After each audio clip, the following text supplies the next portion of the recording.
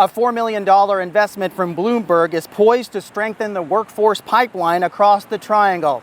I'm Joshua McKinney with your Wake Tech News Update. Wake Tech is launching a major new workforce initiative to connect high school students with in-demand careers. The new WakeWorks Youth Apprenticeship Academy, created with Wake County Public Schools and supported by a $4 million investment from Bloomberg Philanthropies, will give students hands-on training while earning college credit. The program is designed to prepare high school juniors and seniors for high-wage careers in skilled trades like construction, electrical, HVAC, and advanced manufacturing, while building a stronger workforce pipeline for the region. Wake Tech is also expanding opportunities in health sciences. The college has launched North Carolina's first community college dental assisting apprenticeship in partnership with Lane and Associate Family Dentistry. This earn while you learn model will allow students to gain real clinical experience, receive mentorship, and earn a paycheck, all while completing their education.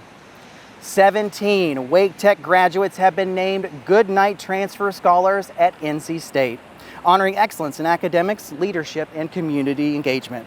The scholarship supports their path to a bachelor's degree and careers in STEM education. Congratulations to those 17 Wake Tech graduates. Wake Tech students are earning national recognition once again.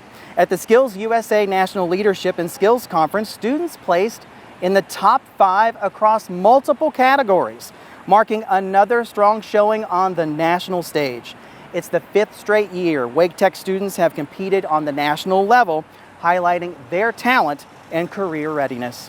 Wake Tech is investing in the future of AI education. A $100,000 library services grant from the State Library of North Carolina is powering a new college-wide AI student challenge focused on critical thinking and problem-solving skills.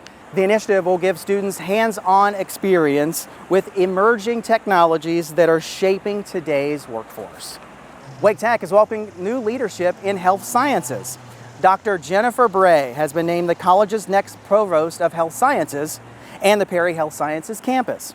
Dr. Bray brings more than 2 decades of experience in higher education and healthcare and will lead continued growth in nursing and allied health programs as the college expands its training capabilities.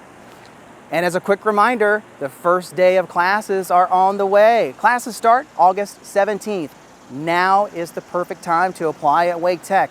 How do you get started? Apply.waketech.edu.